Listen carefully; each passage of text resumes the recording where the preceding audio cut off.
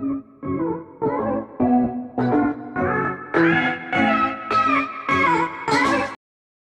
Number 18 देखो, ये आपका सिमिलर ट्रायंगल के चैप्टर से लिया गया है। क्वेश्चन नंबर 18 में आपको बेसिकली बताया गया है कि स्केल फैक्टर क्या होता है। स्केल फैक्टर यानी कि वो रेशो की बात कर रहे हैं। और सिमिलर फिगर्स क्या होती हैं, आप जानते हैं सिमिलर फिगर्स की का मतलब होता है सेम टू सेम ऑब्जेक्ट लेकिन डिफरेंट साइज। देखो जैसे इन्होंने यहाँ पे ये ऑरेंज वाला ट्रायंगल बनाया हुआ है, फिर इसी के साइड को रिड्यूस करते हुए इन्होंने यहाँ पे छोटा ट्रायंगल बनाया हुआ है, तो दोनों ट्रायंगल आपस में सिमिलर है। उसके बाद आपको इस क्वेश्चन के अंदर बताया हुआ है कि अगर हम इस वाली फिगर को रोटेट कर दें, टर्न कर दें, तो ये दोनों आपस में सिमिलर बन जाती हैं। एक और चीज आपको बता रखी है कि अगर आप इस ट्रायंगल को फ्लिप कर दें, एकदम ऐसे फ्लिप कर दें, तो वो वाला भी एक सिमिलर ट्रायंगल का कंसेप्ट बन जाता है। या फिर इन्होंने ये बता रखा है कि अगर आप एक ट्रायंगल को सेम टू सेम साइज और शेप में उठा के नीचे ले आए, ट्रांसलेशन कर दें, ऊपर से उठा के नीचे ले आए, ट्रांसलेशन कर दें, तो भी वो सिमिलर कंसेप्ट के अंदर आता है। यही इन्होंने लिखा हुआ है कि अगर दो ऑब्जेक्ट सिमिलर हैं तो हम ये कह सकते हैं कि भैया वो रीसाइज की वजह से है, फ्लिप की वजह से है, या फिर टर्न की वजह से। रीसाइज यानी कि ऊपर उठा के नीचे ले आए, टर्न फ्लिप यानी कैसे, जैसे ये रिफ्लेक्शन ऑफ फ्लिप था वो वाला, टर्न यानी कि सबसे ऊपर वाला रोटेशन वाला। चलो देखो यार, करते हैं इसका ए पार्ट। फर्स्ट पार्ट कह रहा है हमने एक बोर्ड का मॉडल बनाया और उसका हमने स्केल फैक्टर लिया है 1:4।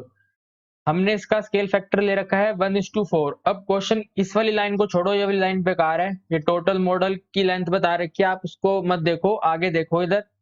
Full size of the boat has a 60 centimetre wide.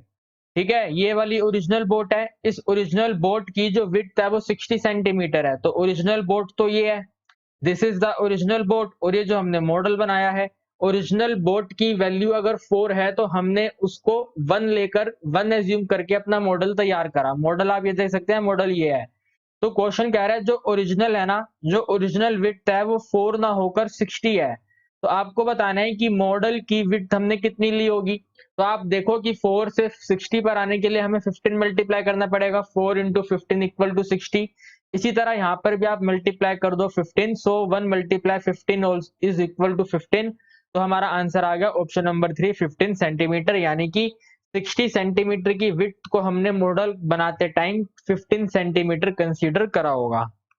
देखिए फिर हमें इसके बी पार्ट में बताना है विच what will effect the similarity of any two polygon. इस क्वेश्चन का मतलब ये है मेरे भाई, अगर हम दो ट्रायंगल को सिमिलर करते हैं, ट्रायंगल भी एक तरह का पॉलीगन ही होता है, 3 साइडेड पॉलीगन होता है ट्रायंगल। तो अगर हम उस ट्रायंगल को सिमिलर करते हैं तो गिवन ऑप्शन में से उस ट्रायंगल की सिमिलैरिटी को कौन इफेक्ट करेगा, यानी कि वो कुछ ऐसा करने से वो ट्रायंगल सिमिलर नहीं होंगे, वो हमें बताना है। तो मैंने आपको अभी इस वाले पेज पे रीड करवाया था कि रोटेशन और टर्न से भी वो सिमिलर होते हैं। ये ट्रायंगल का ही एग्जांपल ले रखा है। फ्लिप करने से भी दो ट्रायंगल सिमिलर रहते हैं और ट्रांसलेशन करने से भी दो ट्रायंगल सिमिलर रहते हैं। आप ये ध्यान रखना, रिफ्लेक्शन को भी हम मिरर इमेज कहते हैं, आपने पढ़ा होगा। Reflection is also known as mirror image, यानी कि रोटेशन होगा तब भी वो सिमिलर होगा, मिरर इमेज बनाओगे या फिर रिफ्लेक्शन डालोगे तब भी वो मिरर सिमिलर होगा, और अगर ट्रांसलेशन करोगे तो भी वो सिमिलर होगा। लेकिन हमें बताना है कि इनमें से कौन सा ऑप्शन ऐसा है जिससे कि ट्रायंगल की सिमिलैरिटी हट जाएगी। तो देखो भाई, इस वाले से तो नहीं हटेगी, फ्लिप करने से सिमिलैरिटी नहीं हटेगी, स्केल फैक्टर को चेंज करने से सिमिलैरिटी नहीं हटेगी। स्केल फैक्टर चेंज करने का मतलब है पहले रेशियो 1:t आपने सोची थी, लेकिन जब आपने इसको सिमिलर करा, जब आपने सिमिलर ऑब्जेक्ट बनाया तो आपने 1:4 की रेशियो ले ली, तो कोई दिक्कत नहीं है, रेशियो चेंज करने से सिमिलर रहने वाला है। ट्रांसलेटेड यानी कि वही ट्रांसलेशन वाला सिमिलर रहता है। यहाँ पे लिखा हुआ है they are not mirror image, हमने अभी पढ़ा कि मिरर इमेज होता है तो वो सिमिलर होता है। यहाँ पे लिखा हुआ है there are no mirror image, तो ये तो गलत है, मिरर इमेज वहां पर होती है, there is a mirror image, तभी तो वो सिमिलर होता है। तो अगर यहाँ पे लिखा हुआ है there is not mirror image, इसका मतलब है कि ट्रायंगल सिमिलर नहीं होगा। तो ऑप्शन नंबर 4 इस क्वेश्चन का आंसर होगा।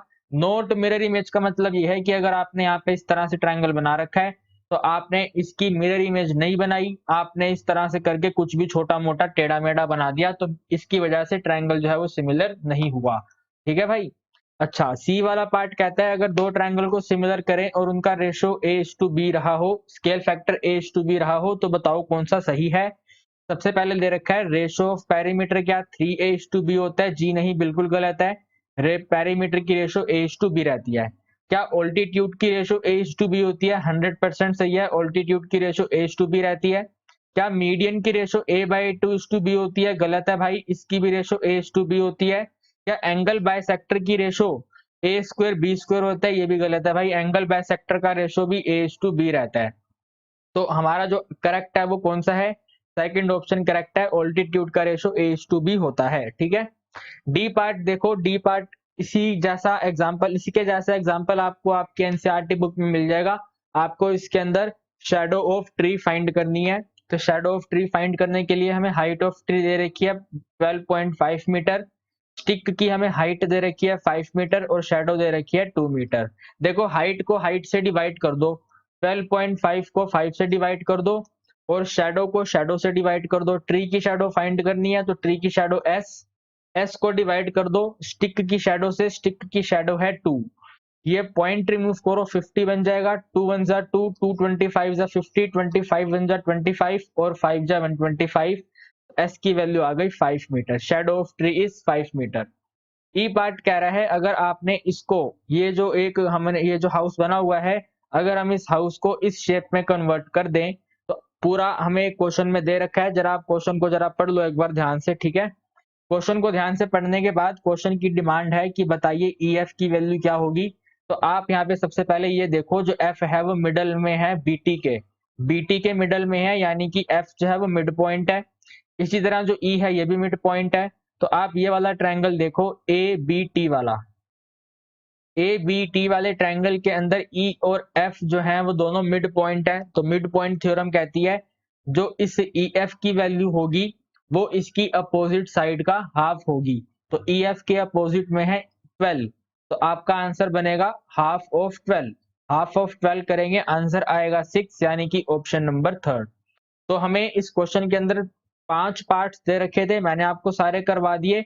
हो सकता है कि आपको इस वाले में डाउट हो, इसके बी वाले में डाउट हो, कोई दिक्कत वाली बात नहीं है भाई। मैंने स्टार्टिंग में ही बोला था कि आपको 4 अटेम्प्ट करने हैं, तो हम इस बी वाले को अटेम्प्ट नहीं करेंगे। बाकी के जो 4 हैं वो इजी हैं, बाकी के चारों को अटेम्प्ट करेंगे, क्वेश्चन हमारा कंप्लीट हो जाएगा। Very very simple.